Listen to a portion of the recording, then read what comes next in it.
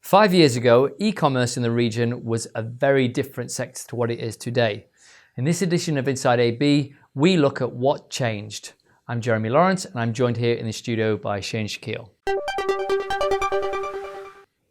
Shay, there's been some huge announcements in recent months in the e-commerce region. Can you tell us about a few of those? Well, I mean, over the last, 24 to 36 months, we didn't actually even realize how quickly e-commerce has grown until that Amazon Souq announcement. Yeah. I mean, $580 million. It just really, the e-commerce had come of age. And then we didn't even realize. Absolutely. And that's what kicked off, this flurry of activity. I mean, Noon bought Namshi. Souq bought Wings.ae, and then last week Noon and eBay. Yeah, well, of course, and Noon didn't exist until a year and a half ago. Forgot about that. Yeah, a $1 billion creation from Mohamed Alabbar. It just came out of nowhere, and e-commerce was here. Yeah, of course.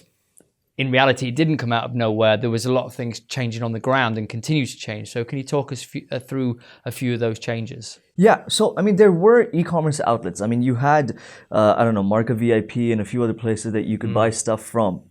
But one of the ways that you can really tell that e-commerce has changed how we live and breathe now is that cash is an inconvenience. We use the card everywhere, like credit cards and plastic. If you remember back in the day, card payments would carry like a 2.5% charge each time you wanted to swipe. Yeah. Now they don't have change for 10 or like 100 because they just don't use cash as much anymore. And it's more than shopping. For instance, a lot of people would now prefer not to have to take taxis because your card's already linked onto Careem or Uber. And it's just so much simpler to use. The wallets are thinner now. And you see like this just Lexuses everywhere because, a lot of people are taking Uber and Careem. So it's really changed quite a few things. Saudi, let's talk about Saudi because that's the biggest market in the region. Right. It's had its challenges before because people weren't using credit cards. But tell us how that's changing. Right. Well, I mean, compared to the UAE, it's still a stark contrast. The UAE, 97% of the population just prefers to use cards, and transactions like are cashless. In Saudi Arabia, it's still about 45%, which is a lot better than zero. Yeah. But there's still quite a way to go. Now they are working with there are some innovations happening like online. They didn't trust credit cards, so they were going to go and try to make debit cards that work online.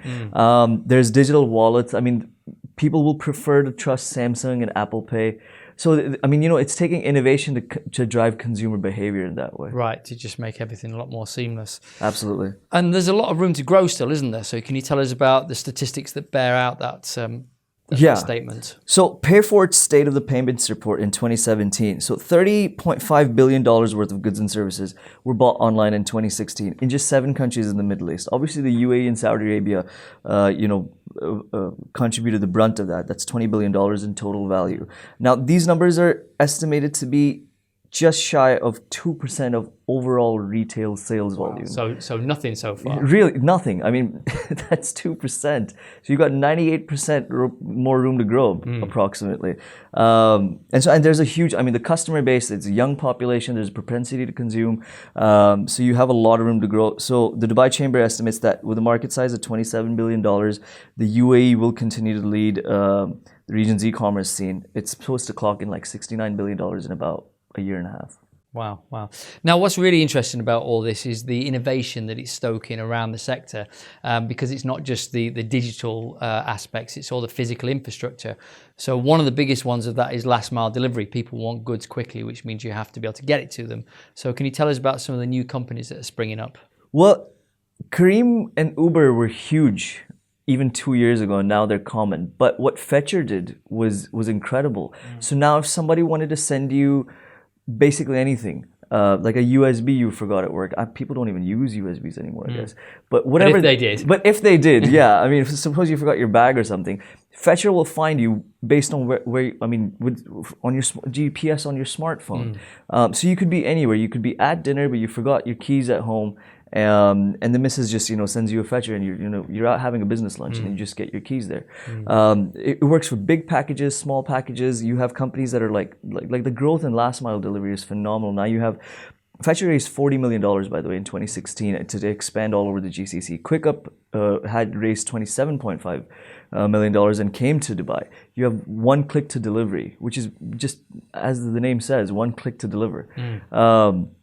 And you have, Mara Express. There's a lot of companies that are now like entering the last mile delivery market. It's not just Aramex, FedEx, and DHL anymore. Great. So we've seen digital innovation. We've seen real world sort of transformation in the logistics. And there's still a lot to come when you think about the size of the market that they're playing for. Absolutely. I mean, you know what they say about 2030, half the jobs and half the services that, will exist by then haven't even been created yet. Well, that's a subject for another day. Well, thank you, Shane. You've been watching Inside AB. Please do join us every weekday at 10 a.m. Subscribe and share, and we'll see you next time.